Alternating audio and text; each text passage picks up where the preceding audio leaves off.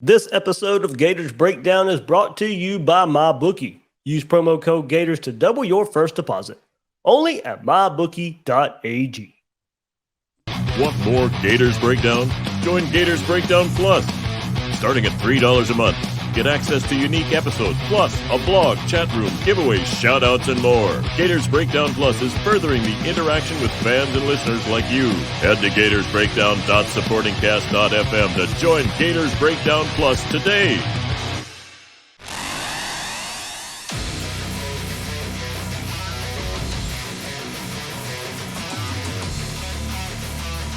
Gators Breakdown, because there's never a dull moment in Gator Nation. The Gators Breakdown podcast is ready to go. I am your host, David Waters. You can find me on Twitter at GatorDave_SEC. All right, it is the SEC opener. It is the Kentucky Wildcats coming to the Swamp to take on the 12th ranked Florida Gators. That's going by the AP poll, by the way. But big time ranked matchup right here in the Swamp on Saturday night. Gators' second straight home game. And kicking off conference play with a very familiar foe. One that's given Florida some trouble in recent seasons. So Kevin McGuffey of Last Word on College Football, where he covers Kentucky, where he covers college football, will join me right here to preview the Kentucky Wildcats and what they bring to the Swamp on Saturday night. Before we get there, hit that like button, hit that subscribe button. It really, really helps us out. Man, the subscription's just still climbing. We got that 10,000 number for subscriptions, but you guys keep on keeping on. They keep on climbing. Thank you so much. Hit that like button. Let everybody out there on the YouTube version, the more you like, the more you subscribe, the more people find Gators Breakdown. It's really, really a big help. Check us out at the home of Gators Breakdown, news4jax.com/Gators Breakdown. And on Gators Breakdown Plus, of course, be a chat this week, doing the Q&A a little bit different. Going to do it chat style this week. So the episode on Gators Breakdown Plus this week, Q&A with the Discord chat. So good stuff coming up right there on Gators Breakdown Plus. All right, let's get to the preview of the Kentucky Wildcats. It's that time of year again, Florida and Kentucky, the SEC opener for the Gators right here in the Swamp. Gators, second straight home game. No stranger to these Kentucky Wildcats. Mark Stoops as well. Kevin McGuffey covering Kentucky and college football at Last Word on College Football. Kevin, thank you once again, man, for joining me right here on Gators Breakdown. David, thank you as always for having me. I really appreciate it. It's great to get on here and talk with you about what should be a very exciting game on Saturday night. Should be a lot of fun. We'll see how things go. So, hey, look, this series lately has not lacked for drama whatsoever, and probably will continue Saturday night. Oh, I agree 100%. You think about it, Mark Stoops last week tied the all-time record for wins at Kentucky at 60 with Bear Bryant. He also became the all-time longest tenured coach in the history of Kentucky football, starting his 10th year. When you think about it, 2 years into his fourth season, as I like to point out a lot of places, he was 12-26 going into that fourth year. And you have to credit Mitch Barnhart. Barnhart gets a lot of flack from people on a lot of things. But, a lot of places he stuck with Stoops when a lot of people wouldn't. And they've gone 48-27 since then. And so he would love nothing. He hasn't talked about it much, but I'm sure he would love nothing more than to become the all-time wins leader at Kentucky by winning in the Swamp for the second time in 4 years. So it's going to be quite a game. That's all I can say about it. I'll say it a couple of times. I think it's going to be one of the better games of the weekend, honestly. Yeah, I mean, this one that a lot of people have circled as an early season great game between two SEC teams that, look, right now, Florida probably a little better than a lot of people thought. Right. Kentucky, right there, picked second in the SEC East right there at SEC Media Days. So, a lot riding on this game early season right here in the SEC. So you discussed Mark Stoops, but, it was a coaching change. Only got 1 year with offensive coordinator Liam Cohen before he darts back to the NFL. I'm going to ask you again the last name. So Rick Scangarello. There we go. I got it right. So comes in, another NFL guy, another West Coast offense guy. I guess not a lot is expected to change here with the offense. No, not really. Yeah, they're both from the Shanahan, Sean McVay coaching tree. So one thing with Scangarello, you would look for more throws to the running backs coming out of the backfield, and also a big emphasis with the tight ends. You think about, he came from San Francisco. First name obviously comes to mind is George Kittle. Now, I'm not saying anybody on Kentucky's team is the next George Kittle, but that's something that I think from watching the Utah game, Utah did a great job with their tight ends, and I think that's something that Levis and Kentucky can look for. And you talk about Brendan Bates. He had a touchdown catch against Miami of Ohio. You have Keaton Upshaw. Kentucky's got like 5 tight ends that Scangarello said he could see possibly playing in the NFL one day. So I think that's something to look forward to. But you're right. There's not a whole lot of change, I don't think, from the Liam Cohen offense to the Rich Scangarello coached offense. Maybe a little more emphasis on the tight ends, and maybe a little more you might see people out of the backfield trying to catch passes and things like that. So, but yeah, it's it obviously it worked great last year, and worked pretty well on Saturday. There was Kentucky struggled in the first half, but they do a lot of these games. The first games are always against the Mid-American Conference, it seems like. They struggled a little bit in the first half, and then they put it away in the second, which is what you would expect an SEC team to do against a MAC team. Kevin, I'm glad you brought that up, because I know a lot of people will go back and they'll look at that game. And I'm like, look, this isn't the first time Kentucky maybe looked like they're quote unquote struggling versus somebody like the likes of the MAC, only to go on and win 9-10 games after that. Right. And you go back to last year, the Tennessee or I guess it's just Chattanooga now. Kentucky trailed for a majority of that game and finally pulled it out in the fourth quarter. And as you said, that season, season turned out okay. But yes, if you just looked at, like, if you saw the halftime score and then you're like, it's 13-10, like, okay, what's going on? But finally, Kentucky kind of just took over and, like I said, did the way an SEC school should do. So, yeah. So there we go. Now, of course, we're coming in. Everybody, even before the season, running back was a hot topic because of some off-field issues. What would it look like with the season coming up? Already played one game, but it does look like, and it seems like he's been there forever, Cavassier Smoke will be the feature back there for Kentucky. Depth chart already been hit so far through one game. Of course, Christopher Rodriguez dealing with some off-field issues. Now injuries also piling up for Kentucky. Ramon Jefferson, Juton McClain likely to miss the matchups as well. Lavelle Wright, Michael Drennan are next up. I guess got a glimpse in the first week, a little bit of some in this run game, but a lot of questions at that position heading into this game versus Florida. Right, and based on the history of Kentucky over the last few years, when would you think that the running game would be a big question mark for Kentucky?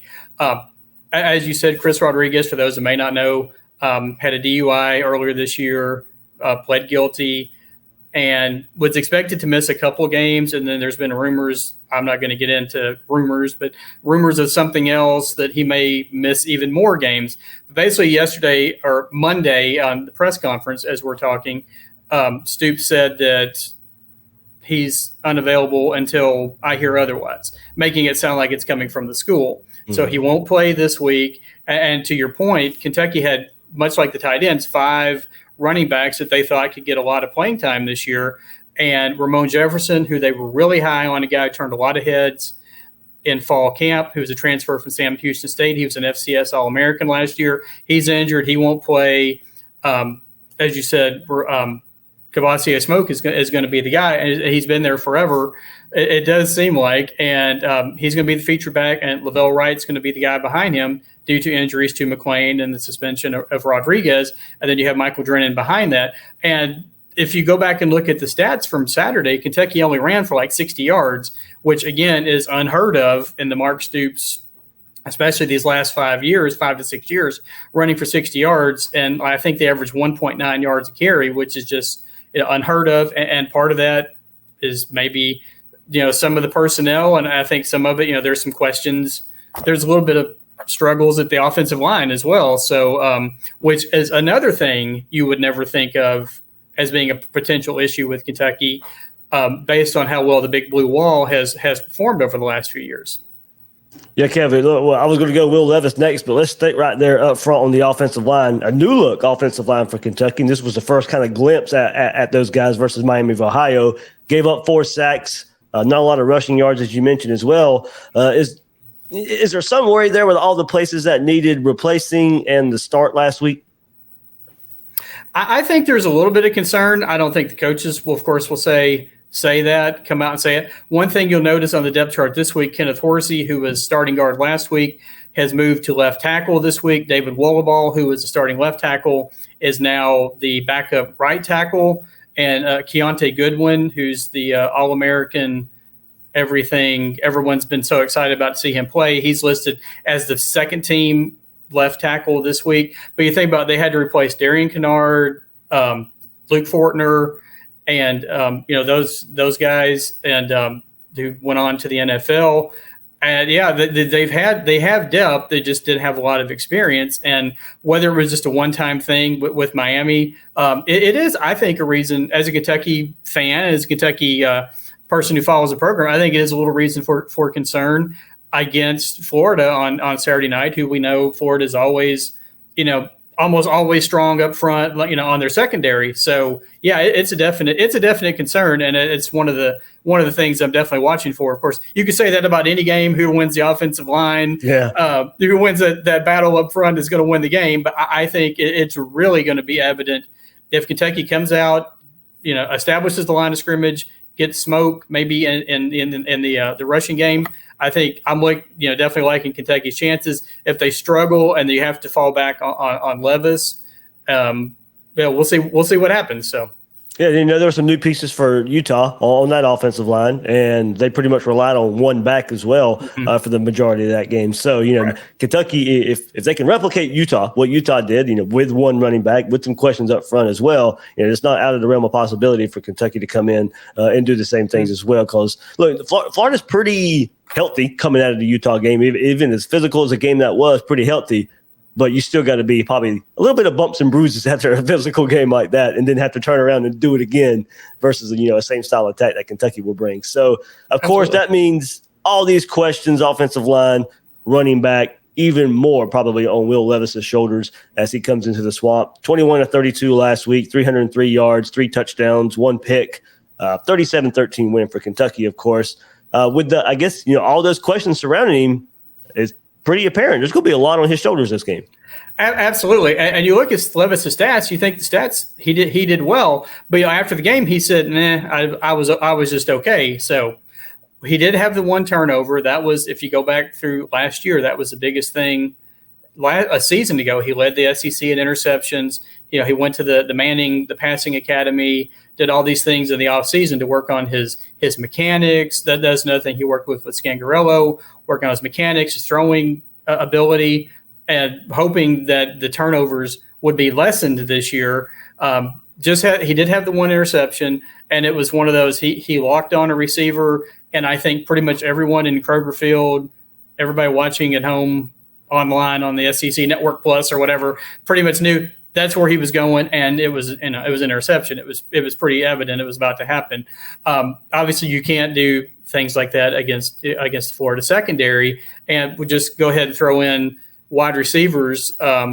Obviously, Kentucky lost Wan'Dale Robinson, came in one year, had the greatest season in the history of Kentucky football as a wide receiver. He's now been, been replaced with another Mr. Robinson, Tavian Robinson, who was a standout player at Virginia Tech. He had a great game on Saturday. I think it was 6 catches for about 140 yards. But then behind him, you have two true freshmen starting in Berrien Brown and Dane Key. And another thing I will be interested in is to see how these guys, their first SEC road game, it's not like, no offense to Vanderbilt, like you're going to play at Vanderbilt. You're going to the Swamp, one of the best, greatest environments in all of college football. And Berrien Brown had a kickoff back 100 yards for a touchdown. It was the first kickoff return for a Kentucky player since 2009. I think it was like them and Army and somebody else that had the longest streak without having a kickoff return for a touchdown. And then Dane Key, he's a local product from here in Lexington. He had a really, really good game too.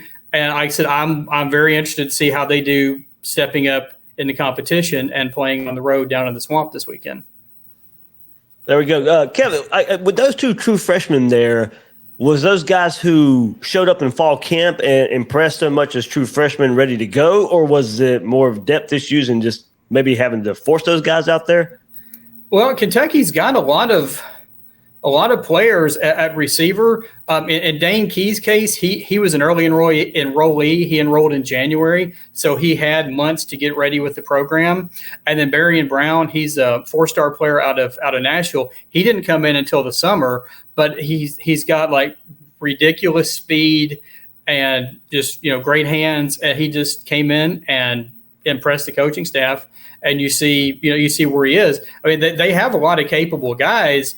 They just don't have a lot of experience at that receiver position. You have like behind them, you have DeMarcus Harris, you have Chauncey Magwood, Chris Lewis. You have all these guys who have played a little bit, but not a whole lot of experience. And these two guys who just come in and just turned heads and impressed everybody. And now you're seeing them start on Saturday. All right, there we go. Good look at the Kentucky offense, and now we'll go to the other side of the ball, a defense that in some places say they only return 5 starters there, and then Josh Paschal among that group that left there at Kentucky, and a lot of leadership, a lot of production from him. Who is the target to replace that leadership and production from him? If you're talking about the offense, like the up front, Octavius Oxendine is a guy that at the defensive tackle position is a guy that I've been really impressed with. He played in a few games last year before he got hurt. He's another great name, by the way. Yes, exactly. Kentucky has some great names. You're exactly right. On the defensive side of the ball, they are going to be without Jordan Wright, one of their top linebackers. He is also in the suspension. We don't know how many games he's going to be out. He did not play against Miami of Ohio, and he will not play on Saturday. But the linebacker honestly position is still one of Kentucky's strongest spots. You have Jacquez Jones, the former Ole Miss transfer, who had an incredible season, was leading tackler last year. And then you have DeAndre Square at the weak side linebacker, came back for another season, famously picked off a pass at the end of the Citrus Bowl last year to preserve that win and that epic Citrus Bowl game against Iowa. And those are two guys that I'm looking for. They're going to be all over the ball. You're going to hear their names a lot on Saturday. And then again, up front, like I said, Oxendine, you got Justin Rogers, who's the former All-American, another All-American out of the state of Michigan, who's, kind of waited in the wings behind other players and getting his chance this year. And those are some guys, like I said, like we talked about earlier, the battle up front is going to be key. And then just moving on back to the secondary, Kentucky lost several players last year to the draft at graduation. Keydron Smith is a guy who came another Ole Miss transfer at the cornerback position. He's going to be, hopefully they think that stop lockdown person. You have Jalen Geiger, Carrington Valentine, Tyrell Asian. I'm just kind of rolling off some names here but those are guys that were all playing behind people last year that got some reps and got some snaps, and now they're having to come in and be the guy. And honestly, the first drive against Miami of Ohio, Kentucky played a zone, and Miami drove the ball right down the field. After that, Brad White went back to more of a man-to-man coverage, and they pretty much locked down Miami of Ohio for the remainder of the game, except at the very end where they got another. They drove the ball in the fourth quarter when the game was out of reach, and you had some of the other reserves in at that point. But those are a couple guys, and obviously we have to talk about Richardson. You have to contain him. Kentucky did a very good job against him last year. Now that last drive against Utah, he was I thought just flat out amazing. I mean, he looked like Bryce Young, whatever. One of the best quarterbacks in the SEC, and on that final drive where you guys, drove it down, got the touchdown, and then, of course, Utah drove it back and got the interception in the end zone.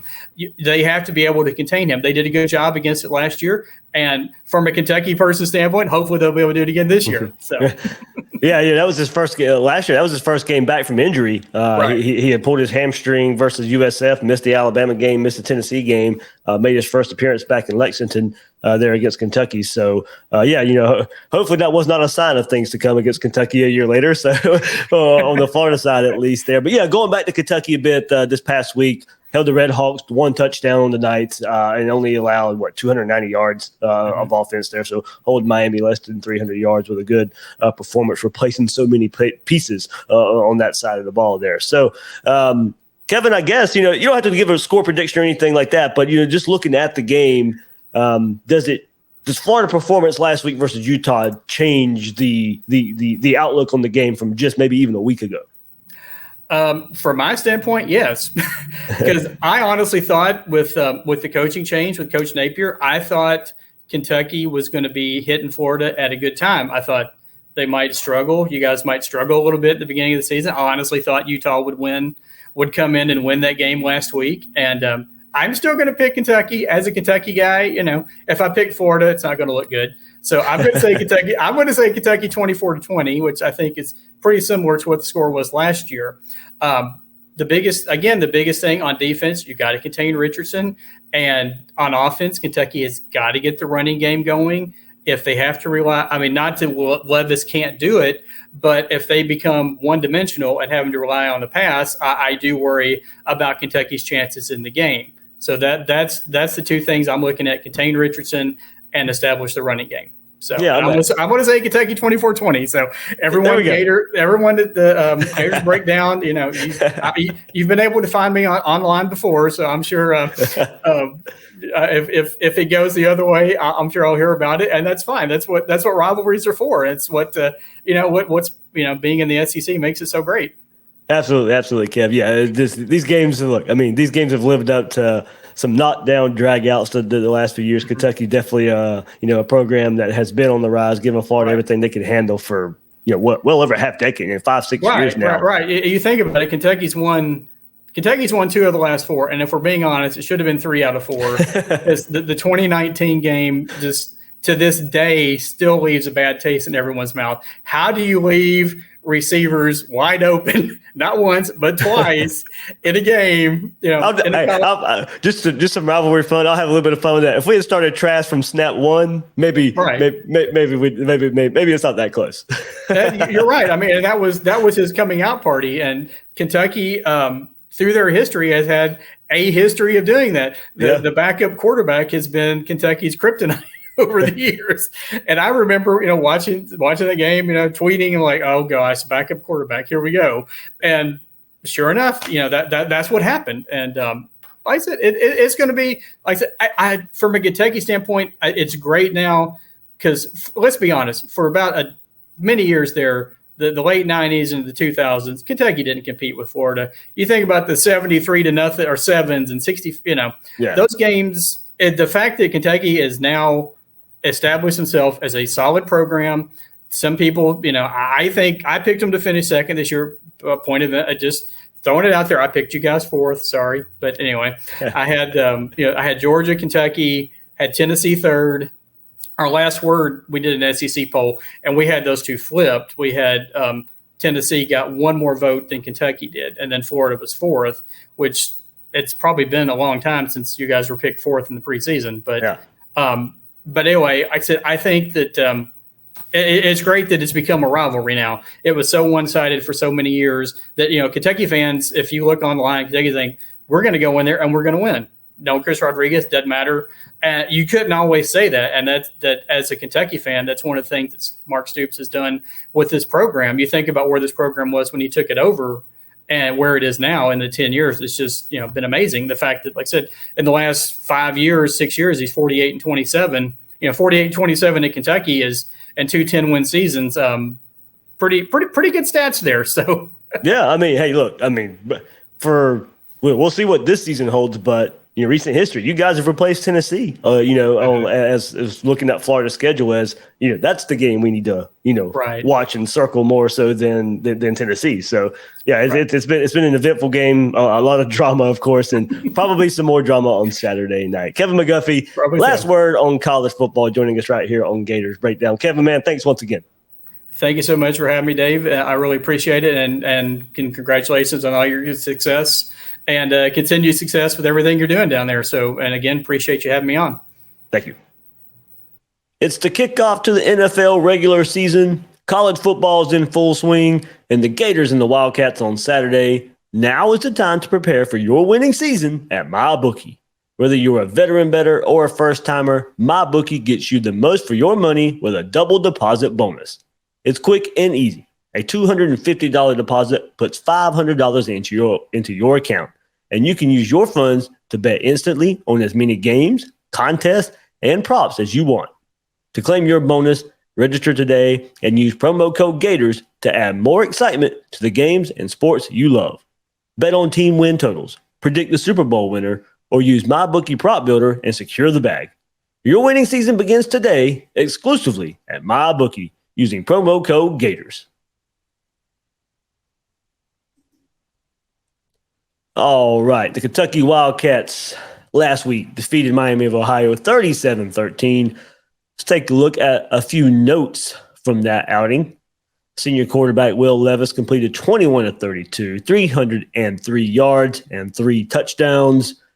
It is his 4th 300-yard game as a Wildcat, and the finish with the game with at least 3 touchdown tosses. He is the second quarterback in Kentucky history with the 300-yard passing games in consecutive season openers, joining Tim Couch in 97 and 98. Will Levis became the 15th Kentucky quarterback to throw for at least 3,000 yards as a Wildcat, now with 3,130 yards in his career. It marked Levis's 4th 300-yard passing game and 5th game of 3 passing touchdowns or more in 14 starts at Kentucky. In his 14 starts, he has led the Cats to a touchdown on the opening series 9 times. 9 times out of 14 starts, taking Kentucky down to score a touchdown on the first possession of the game. But, as well as he played in that game, he threw an interception in the end zone, had 2 other touchdown passes dropped, had another receiver step out at the 1-yard line on another would-be touchdown. So could have been better, was sacked 4 times. So Will Levis, that's the highlights from him last week. Senior wide receiver Tavion Robinson caught a career high tying 6 passes for a career high 136 yards, the most receiving yards for any Wildcat in the first game at Kentucky. Previous record was last year, Wandale Robinson's 125 yards in the 2021 season opener. Freshman wide receiver Barrion Brown scored his first career touchdown, but it was a 100-yard kickoff return. And senior linebacker DeAndre Square started the season opener for a 4th straight season, the first Wildcat to do so since tight end C.J. Conrad from 15 to 18. He became the first defensive Wildcat to start 4 straight openers since 2006-2009. He led Kentucky with 7 total tackles, 3 solo in the game. Looking at that game a little bit more, one Kentucky field goal was only a 5-play, 16-yard drive. 1 touchdown was the kickoff return we just mentioned, and another touchdown was set up by a fumble deep in Miami territory. Kentucky scored on a 2-play, 8-yard drive. So it's not like Kentucky was moving the ball up and down the field to get to those 37 points.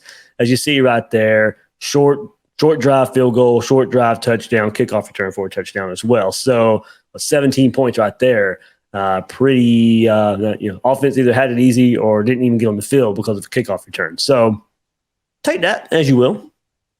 For the game against Florida, of course, coming up, the teams have split the last 4 meetings, each team winning once on the road. A Kentucky win would be Kentucky's second straight victory over Florida, which Kentucky has not accomplished since 76 and 77. So, all right, let's take a look at some of the players right here for Kentucky. And you just heard in the interview, there's a lot going on with this Kentucky squad, especially at the running back position. We'll go Cavassier Smoke. He has to fill in for Chris Rodriguez. Smokes played in 35 career games, 1,338 yards. Seems like he's been there forever. He's had 81 carries for 416 yards and 4 scores last year, averaging 5.1 yards a carry. So respectable, about 5 yards a carry there for Kavosiey Smoke last year. He had a career high 104 yards last year versus LSU. And now, of course, missing Chris Rodriguez even more in Kavosiey Smoke. But this is what Kentucky is missing with Rodriguez not being on the field. He was second in the SEC and 12th nationally with 106.1 yards per game and 7th in the SEC in all-purpose yards with 110.8. He was supposed to be the leading rusher returning in the SEC. That's what Kentucky's missing there. So also with Kavosiey Smoke back there, Mike Drennan, he switched from wide receiver to running back during fall camp. He saw action in 6 games in 21 yards, 7 carries. Not much to look at there. Lavelle Wright played in 4 games as a true freshman, but impressed in his limited time. He had 4 carries, 119 yards, 1 score, and included in that is a 41-yard carry in the season finale versus Louisville last year. So there we go. There's the running back situation there for Kentucky. Kavosiey Smoke, we all know about. It seems like as I said, it seems like he's been there forever. You don't forget a name like Kavosiey Smoke. So he's been there for a while. Capable back. He is a capable back, and I guess the question will be right there: can he do it by himself, or Drennan Wright? Can they step up? Senior wide receiver Tavion Robinson made a big splash in his first game at Kentucky against Miami of Ohio last week, as you heard me say. Transfer from Virginia Tech. One more time, tied his career high with 6 catches. Good for a career best, 136 yards last week. First 100-yard game of his career. Most receiving yards for any Wildcat in their first game at Kentucky. Breaking Wan'Dale Robinson record last year. We know how special he was. Looking at Robinson, his first play was a 45-yard catch and run that set up the first touchdown of the season for Kentucky. Followed that with 2 catches on a field goal drive and then a 41-yard reception to set up another field goal. So very instrumental in their scoring in Kentucky scoring drives. Also had a 23-yard punt return, and so he'll be using the return game maybe a little bit as well. Going back to his time at Virginia Tech, caught 113 passes, 1,555 yards, and 8 touchdowns. So he was a bit proven. And then Kentucky gets another Robinson transfer, Wan'Dale last year, and then this year, Tavion. But how will he replace Wan'Dale Robinson? They are not the same type of wide receiver. Wan'Dale Robinson, the slasher, do-it-all, speed, can make a play out of nothing, can of course take a screen pass like he did last year versus Florida and score. Not exactly the same player here. And Will Levis, he may go on to have a great season, but can we really answer the question right now? Through one game we can't, and we'll go a better glimpse, but he's going to have to answer the question of how he will do without Wan'Dale Robinson. 45% of his completions were to Wan'Dale Robinson last year. 104 of 233 completions. The next closest was Josh Ali with 41 catches, and he's gone too. So you see not a lot of proven production coming back that played last year for Kentucky. They had to go transfer portal, go get Tavion Robinson. Can he somewhat replace what Wan'Dale Robinson was able to do production-wise, numbers-wise for Kentucky? The top returning wide receiver from last year that played for Kentucky, junior DeMarcus Harris, who caught 12 passes, 150 yards, and 1 score. So as you heard, going through some more of Kentucky's offense, the offensive line only returns 2 starters from a year ago. 3 starters lost are All-American right tackle Darian Kennard, All-SEC center Luke Fortner, All-SEC offensive tackle Derek Rosenthal. Fortner was drafted by the Jaguars in the 3rd round. Kennard was drafted by the Chiefs in the 5th round.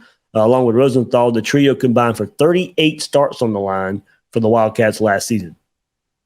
Whew. And they've recruited well there. They've developed well there, but you're replacing 3 guys who were just lights out in the SEC and a couple in the NFL.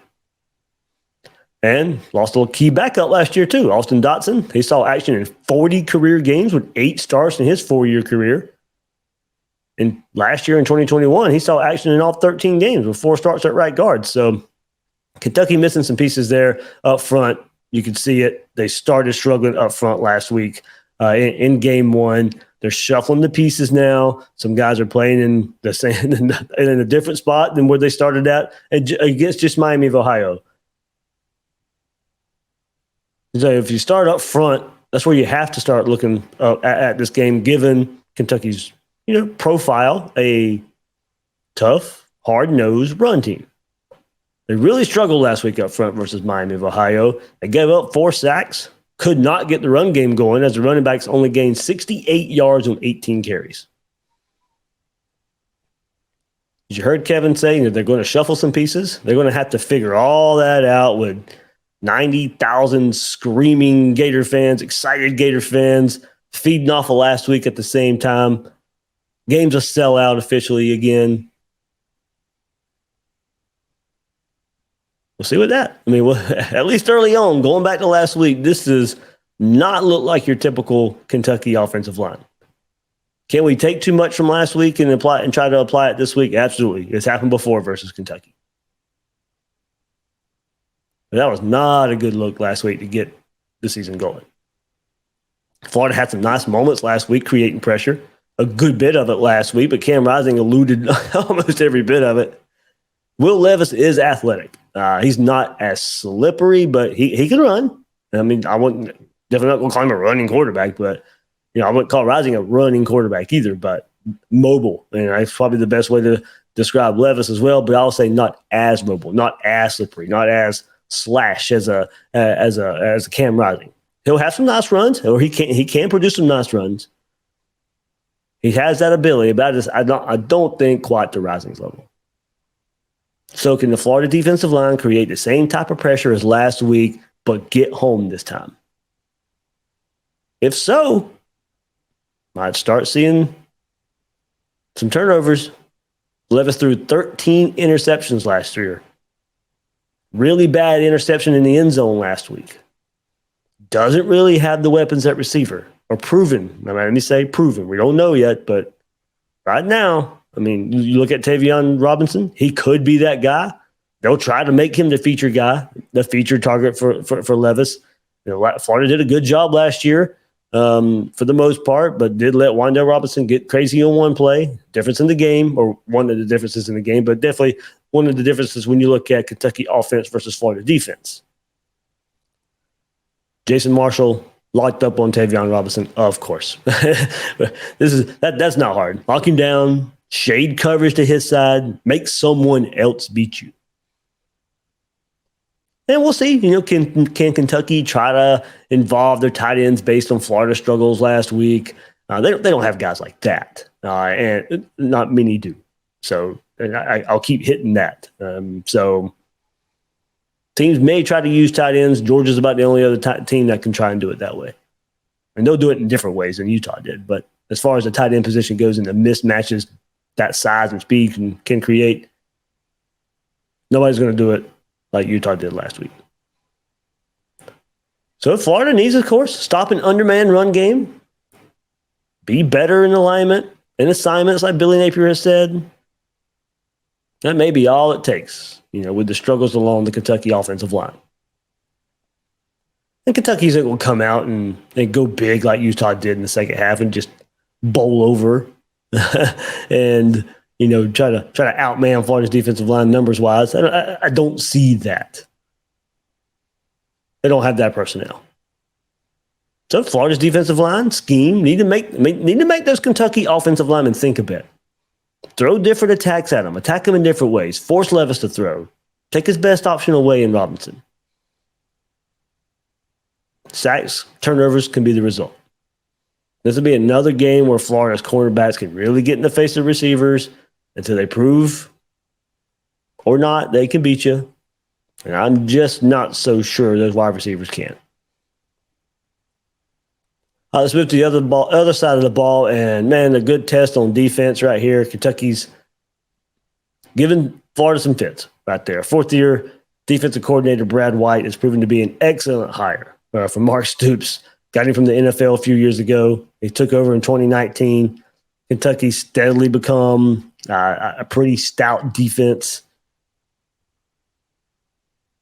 Other programs have taken notice, tried to hire White. Stayed at Kentucky. For the first time since 86 to 89, Kentucky has allowed 26 or fewer points per game in 4 straight seasons. Pretty good in today's college football. For the first time since 59 to 62, has yielded 160 rushing yards or fewer per game for 4 straight seasons. Once again, in today's high-scoring football, Kentucky has held opponents to 30 or fewer points in 32 of his 38 games as coordinator. There for Brad White. 32 of his 38 games have held opponents to 30 or fewer points. Up front, some key returnees. Josiah Hayes, he saw action in all 13 games with 1 start at nose guard. Octavius Oxendine played in 6 games with 3 starts at tackle before an injury. Justin Rogers played in all 13 games with 4 starts at nose guard. And Trevon Ribka played in 12 games with 1 start at defensive end. So not a lot of starts, but guys who have seen some action. But of course, when we're this early in the season, you can still take a look at who they're lost and who they're trying to replace them with. Biggest loss on the defensive line. I'm not telling you guys something you don't already know. A guy that terrorized Florida last year, Josh Paschal, 37 career tackles for loss, 13 and a half sacks, along with 3 block kicks in his career, ranks tied for 3rd on the school's all-time tackle for loss list. Last season, earned 2nd team All-American and 1st team All-SEC honors, led the team in tackles for loss for 15 and a half, and quarterback hurries with 8. That's what Kentucky has to replace there with Paschal.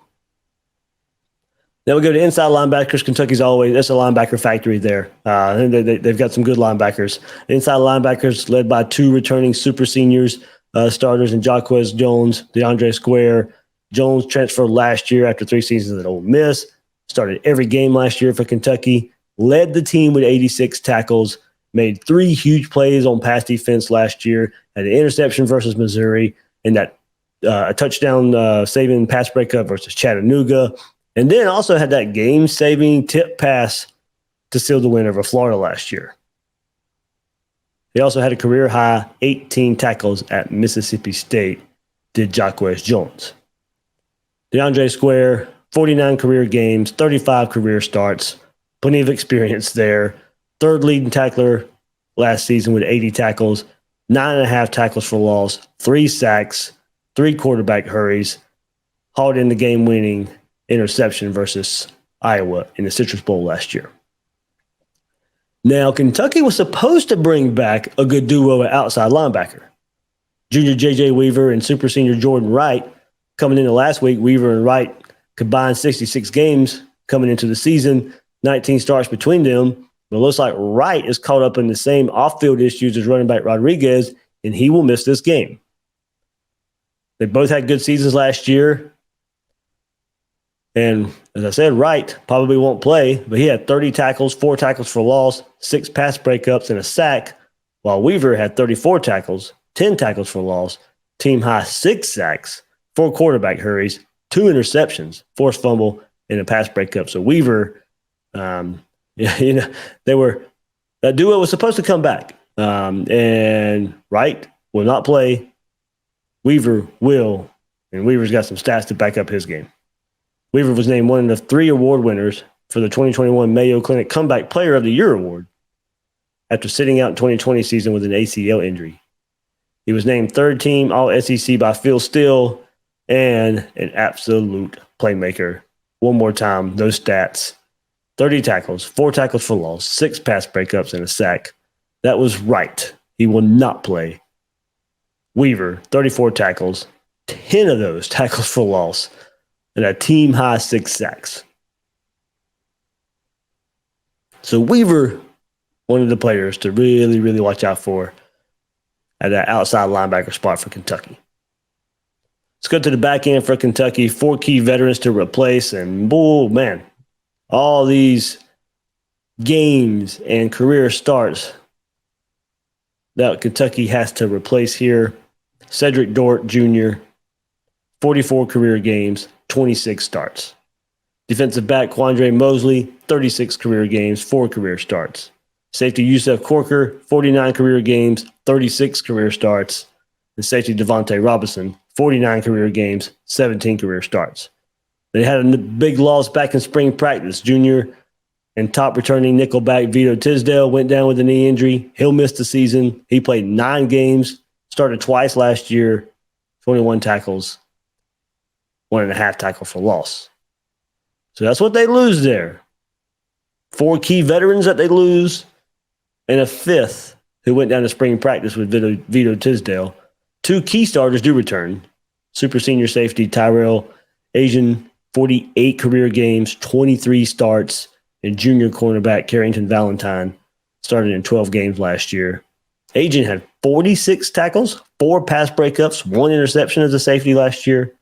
Valentine ranked 4th on the team last season with 61 tackles, added 5 pass breakups, a tackle and a half for loss, and 1 quarterback hurry. So, of course, another team like Utah last week, Kentucky right here, known for their physicality, but replacing some players up front, like Utah, not necessarily at the linebacker position, a little more up front. But Kentucky still has some good ones. Not a very creative defense. They're just going to try and beat you. Most time it doesn't need to be. Most time that's good enough.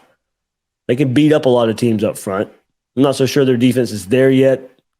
Not sure they'd be able to do it versus this Florida front anyway. They're going to try and limit the big play on the back end. AR gets a chance to attack his own defense here against a secondary that's pretty unproven. Florida may open it up a bit more than last week. Florida's going to be a run team first. That last drive slanted that even more last week. It was working, and you needed to eat some clock at the same time. Just keep converting. So with the inexperience on the back end, there may be some opportunities to find some open receivers, especially if that ground game gets going. Florida receivers, need to prove they can get open in some situations for some big plays down the field. Kentucky's a tough team to run on. Recent history shows that. But you do it here, that's a feather in the cap, if you can do so. I do expect some big passing plays, but Florida's going to run the ball. Will be interesting to see how Kentucky plays Anthony Richardson. Do they purely just key focus on him, try to stop that 45-yard run like we saw last week and try to contain him as much as possible and just see if the running backs can, offensive line and the running backs. But that's where it's that's where it's going to be so hard to defend this Florida offense. If you're going to put so much focus on Anthony Richardson, already proven this offensive line and these running backs will be able to take advantage.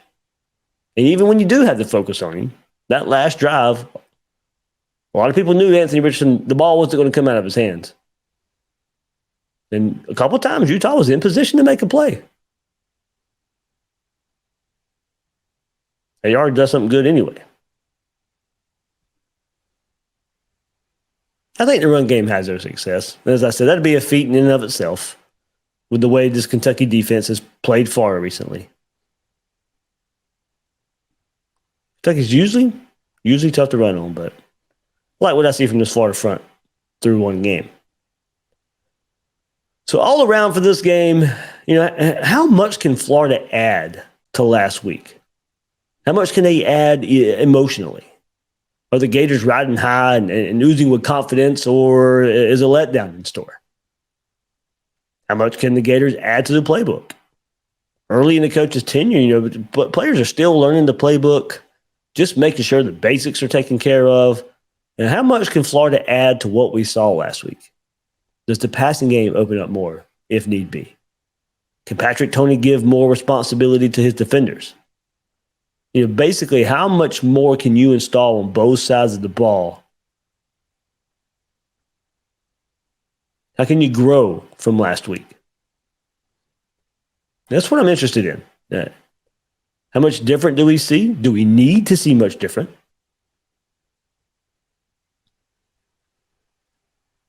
We're going to see a lot of similarities. And Kentucky's going to have a lot to say in that regard as well.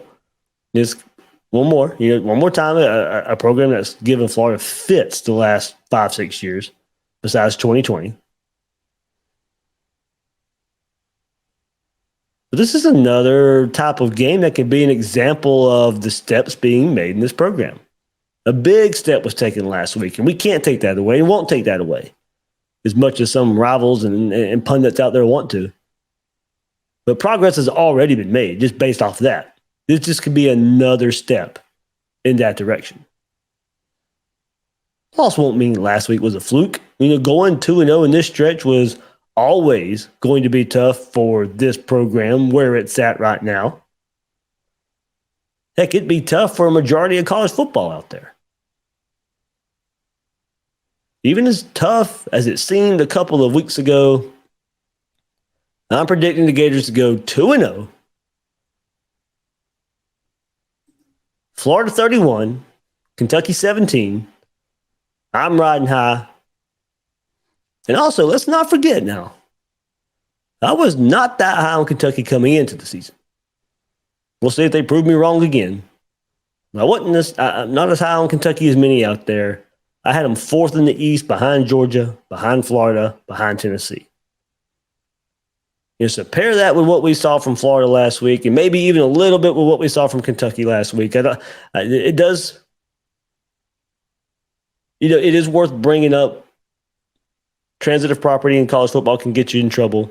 Kentucky has struggled early season against teams like this before, only to come and play Florida very tough anyway. But I'm an AR over Levis. I need to see Levis prove something that he can do something without Rondell Robinson. So from what we saw from Florida last week, I got to pick the Gators. Florida's run game, with or without AR, going to be strong. Kentucky wants to play their normal use of zone, and I think AR is just going to pick them apart, have a big day passing. I don't think the Wildcats have enough weapons in the passing game with the struggles of the run game, or the struggles I see coming in the run game without Rodriguez on the field. That run game, I think, will have trouble against a defensive line that will look better this week, just because a better matchup, I think. 31-17 is a prediction for the Gators to take down Kentucky. Should be a fun time in the swamp. Should be an exciting time in the swamp. Can the Gators start 2-0? What a story that would be. As I said, don't think many people predicted this at all. For Florida to go 2-0 in these two games. And it can happen with the victory over Kentucky Saturday night. That's right. One more time, thanks to Kevin McGuffey giving us a preview of the Kentucky Wildcats. That will do it for this episode of Gators Breakdown. I'm your host, David Waters. You can find me on Twitter at GatorDave_SEC. Guys and girls out there, thank you for listening to this episode of Gators Breakdown.